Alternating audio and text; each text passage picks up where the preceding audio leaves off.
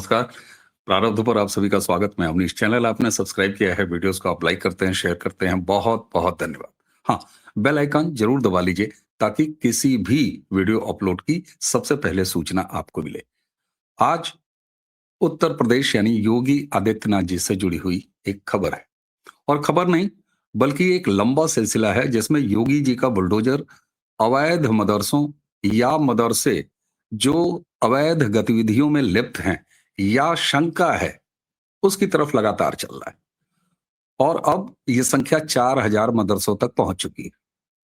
यानी उत्तर प्रदेश सरकार ने ये निर्णय लिया है योगी जी ने कि उत्तर प्रदेश में मौजूद 4,000 मदरसों की बहुत गहनता से जांच होगी। अब मैं जब ये कह रहा हूं कि बहुत गहनता से जांच होगी तो आप सोचिए मदरसे जो ये लोग कहते हैं कि क्या है, शिक्षा के केंद्र हैं यानी स्कूल हुए। तो स्कूलों की निगरानी के लिए एक अलग से विभाग होता है।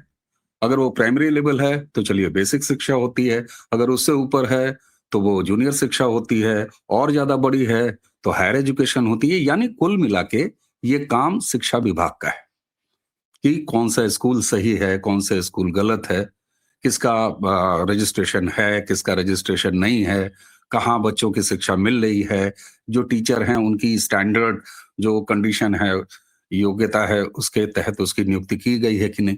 लेकिन योगी जी तो योगी जी अलग तरीके से चलते हैं। इन 4,000 मदरसों की जांच कोई शिक्षा विभाग उत्तर प्रदेश में नहीं करेगा। यहां तक कि हर जिले में एक अल्पसंख्यक कल्याण अधिकारी होता है, वो भी ये काम नहीं करेगा। तो फिर कौन करेगा? ATS, anti terrorist squad.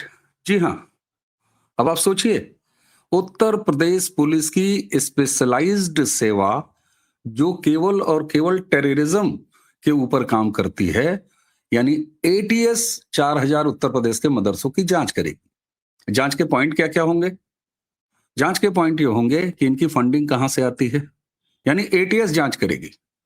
दूसरे, इनमें पढ़ने वाले बच्चे कहां से आते हैं, जो टीचर्स हैं, जो मौलाना हैं, उनका बैकग्राउंड क्या है। दूसरा, इनके संचालकों के बैंक खातों की जांच होगी। इनके एक एक टीचर्स के बैंक खातों की जांच होगी। वो कहाँ के मतदाता हैं इसकी जांच होगी, वो कहाँ के नागरिक हैं इसकी जांच होगी।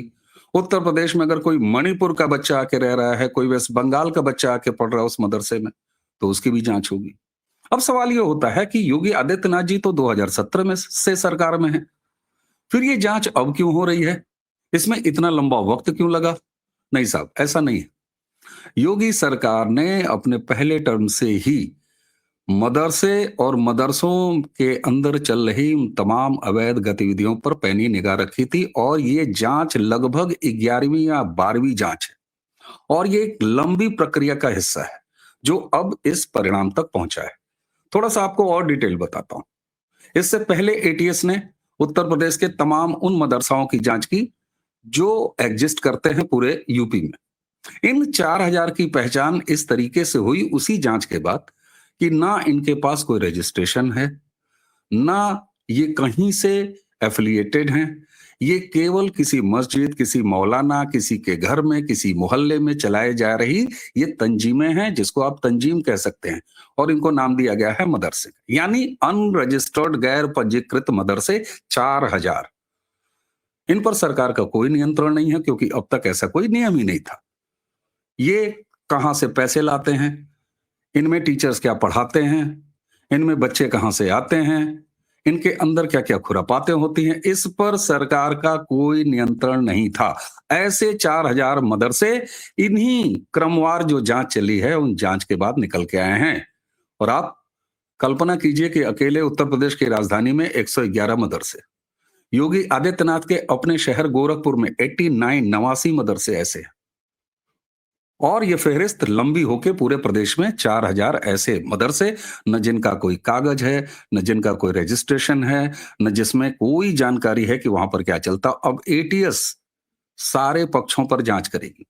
और मजे की बात ये कि एक बार फिर विक्टिम कार्ड कोई खेल सकता है कि देखिए देखिए मुसलमानों के प्रतिष्ठानों को किस तरीके से बुलडोज कर रहे हैं योगी आदित्यनाथ। जी हाँ, लेकिन यहां पर योगी आदित्यनाथ अदालती प्रक्रियाओं का भी पूरी तरीके से पालन करते हैं, उनकी सरकार पूरा पालन करती है। उत्तर प्रदेश में मदरसों के जांच की कार्रवाई कोर्ट के निर्देशों के तहत हो रही है। और जब कोर्ट ने ये आदेश दिया था, उत्तर प्रदेश लखनऊ हाई कोर्ट ने, कि जी हाँ बिल्कुल आप जांच कराइए, इनके फंडिंग की जांच कराइए, इनके रजिस्ट्रेशन की जांच कराइए, इनके यहाँ जो मौलाना है वो सही से नियुक्त हैं कि नहीं, इसकी भी जांच कराइए। तो उसी जांच के बीच उत्तर प्रदेश सरकार ने ये नंबर्स निकाले कि साहब जितने रजिस्टर्ड हैं उनकी तो हम जांच कर रहे हैं, हमने पूरी कर लिया। नेपाल सीमा में जितने ऐसे रजिस्टर्ड मदरसे थे जो अवैध बिल्डिंगों में बने हुए थे, उनको बुलडोज भी किया। लेकिन ये 4000 ऐसे मदरसे हैं जो आपके ऑर्डर के तहत लखनऊ हाईकोर्ट जी, हमने जब जांच किया तो 4000 अनरजिस्टर्ड अवैध मदरसे कुकुरमुत्तों की तरह उगे हुए हैं और अब उनकी जांच की जा रही है। अगर वो गलत बिल्डिंग में पाए गए तो आपको पता है बुलडोजर चलेगा। अगर वहां कोई इलीगल एक्टिविटीज हुई तो आप जानते हैं कार्रवाई होगी।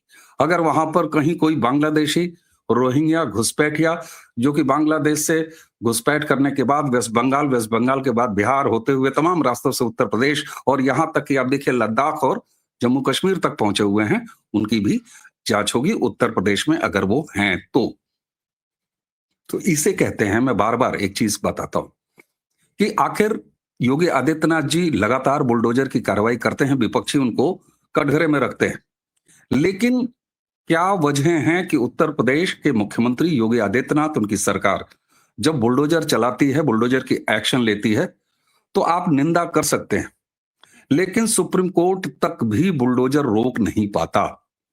हाईकोर्ट और डिस्ट्रिक्ट कोर्ट तो छोड़ दीजिए, उसकी एक वजह होती है। वजह यह होती है कि जब कोई अवैध अपराधी या अवैध काम करने वाला, उसका सेजरा योगी आदित्यनाथ जी निकालते हैं तो तुरंत पहले रेवेन्यू के अधिकारियों को भी साथ में लगाते हैं कि जरा पता करो, इसने कहीं बम कट्टा चलाया तो है, इसने लड़कियों से छेड़खानी की तो है, इसने कोई गंभीर अपराध तो किया है, ठीक है, उसकी सजा तो कानून के तहत होगी, लेकिन जरा ये पता करो कि इस अपराधी का जो मकान है वो सही जमीन पर बना है, इसकी दुकान, इसकी प्रॉपर्टी सही जमीन पर बनी है।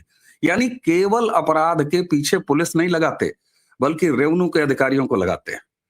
यहां तक कि अमीन पटवारी भी लगते हैं कि इसने जो खेत है इसके पास, ये पता करो कहीं इसने कब्जा तो नहीं किया है। अगर वो गांव का है तो ग्राम प्रधान के जरिए जो पूरा एक सिस्टम होता है रेवेन्यू का, वो पता करता है कि इसने कहीं ग्राम पंचायत की जमीन पर कब्जा तो नहीं है। आपने देखा होगा किस तरीके से सपा से जुड़ा हुआ एक नेता जो कि अयोध्या फैजाबाद से था, उसका पता चला कि साहब उसका खेत अवैध है, उस पर कार्रवाई हुई। ऐसे तमाम कार्रवाई आप देखते हैं। तो एक ये सिंक्रोनाइज मशीनरी डेवलप किया है योगी आदित्यनाथ ने जांच करने का, जिसमें कोई एक अपराध करने वाले के पीछे केवल पुलिस नहीं लगती, बल्कि तमाम और विभाग लगते हैं। यहां तक कि अगर शहर में मकान है तो नगर निगम लगता है। और मान लीजिए मकान ठीक है, जमीन ठीक है, अवैध नहीं है, लेकिन अगर इंक्रोचमेंट है तो क्या करोगे? योगी जी का बुलडोजर तैयार है। तो ये एक सिंक्रोनाइज्ड तरीका, एक मॉडल को योगी आदित्यनाथ जी ने गढ़ा है। और यही वजह है कि जब योगी आदित्यनाथ चौतरफा कार्रवाई करते हैं किसी अपराधी या किसी अवैध एक्टिविटी करने वाले के खिलाफ, तो उसमें बुलडोजर भी शामिल होता है, उसमें जेल भी शामिल होता है। आप छांगूर का उदाहरण देख लीजिए, आप बरेली वाले मौलाना का उदाहरण देख लीजिए, ऐसे तमाम सैकड़ों हजारों उदाहरण आपको उत्तर प्रदेश में देखने को मिलेंगे। तो ये प्रशासन का एक नया तरीका है, जिसे आप योगी मॉडल कह सकते हैं, जिसमें तमाम एलिमेंट्स हैं, जिसमें बुलडोजर भी है, जिसमें जेल भी है। और अभी बीते दिनों मुख्यमंत्री योगी आदित्यनाथ जी ने क्या कहा? उन्होंने कहा कि अगर अपराधी का अधिकार है कि वो गोली चलाए तो हमारी पुलिस चुपचाप नहीं बैठेगी। हमने पिस्तौलें अपनी पुलिस को इसी काम के लिए दे रखी हैं, गोली मारने के लिए। तो एक ये पूरा कॉम्प्रिहेंसिव तरीका है और यही कारण है कि योगी आदित्यनाथ के एडमिनिस्ट्रेशन की इस मॉडल, यानी आप इसे बुलडोजर मॉडल कहिए या योगी एडमिनिस्ट्रेशन मॉडल कहिए, उसको किसी अदालत में चैलेंज अब तक नहीं किया जा सका है। और यही वजह है कि बरेली का मौलाना अभी तक जमानत नहीं पाया, छांगुर अभी तक जमानत नहीं पाया।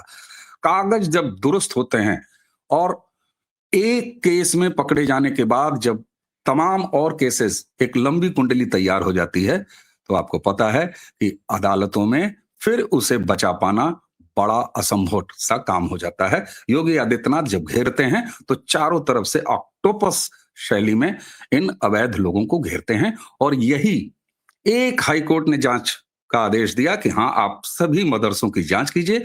योगी आदित्यनाथ जी ने सबसे पहले पंजीकृत मदरसों की जांच की, उसके बाद सारे मदरसों के नंबर आए, और ये 4000 मदरसे अब योगी जी के बुलडोजर के सामने हैं, जो कि अवैध हैं, अपंजीकृत हैं, अनरजिस्टर्ड हैं, जिनके एक्टिविटीज की जांच होगी। क्यों? क्योंकि इनमें विदेशी फंडिंग आती है, और ये काम पहले किया जा चुका है। नेपाल से जुड़े तमाम सीमाई जो जिले हैं, सिद्धार्थनगर, महाराजगंज, श्रावस्ती, इन तमाम जिलों में ये काम पहले ही किया जा चुका है। मैंने इस पे आपको वीडियो भी बना के ये जानकारी भी दिया था, और कई बार मैंने ये बताया है।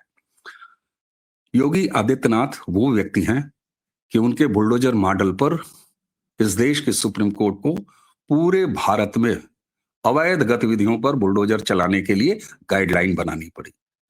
तो वे लोग जो बुलडोजर की कार्रवाई को अवैध बताते हैं, मुसलमानों के खिलाफ बताते हैं, सिर्फ मुसलमानों पर चले हैं? नहीं चले, बाकी लोगों पर भी चले हैं।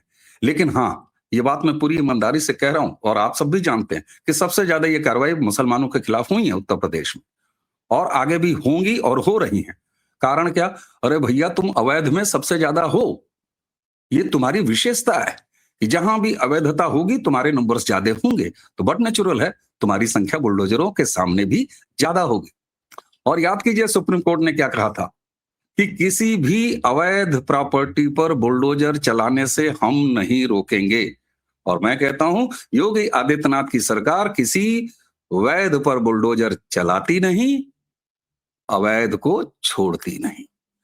तो सुप्रीम कोर्ट ने जब कहा कि किसी अवैध पर अगर कोई बुलडोजर चलता है तो हम नहीं रोकेंगे, तो योगी आदित्यनाथ वही मॉडल लाते हैं और इसको हर जगह अप्लाई करते हुए दिखाई दे रहे हैं। 4000 मदरसों की जांच अब शुरू हो चुकी है। अगर ये अवैध जमीनों पर होंगे तो ये बुलडोज्ड होंगे, अगर इनमें अवैध पैसे आ रहे होंगे तो वो कड़ी कार्रवाई होगी, अगर इसमें घुसपैठियों के बच्चे पढ़ रहे होंगे तो उन पर कार्रवाई होगी, अगर कोई बांग्लादेशी रोहिंग्या यहाँ मौलाना बन के तालीम दे रहा होगा तो वो पकड़ा जाएगा। कुल मिला के अवैधता पर पूर्णतः विराम, और योगी का बुलडोजर अब इन 4000 जिहादी सेंटरों के खिलाफ चल रहा है। अगर ये वीडियो आपको पसंद आया हो तो इसे जरूर आगे बढ़ाइएगा, और जिस तरीके से आप चैनल को सब्सक्राइब करते हैं, वीडियोस को लाइक कर रहे हैं, शेयर कर रहे हैं, बहुत बहुत धन्यवाद।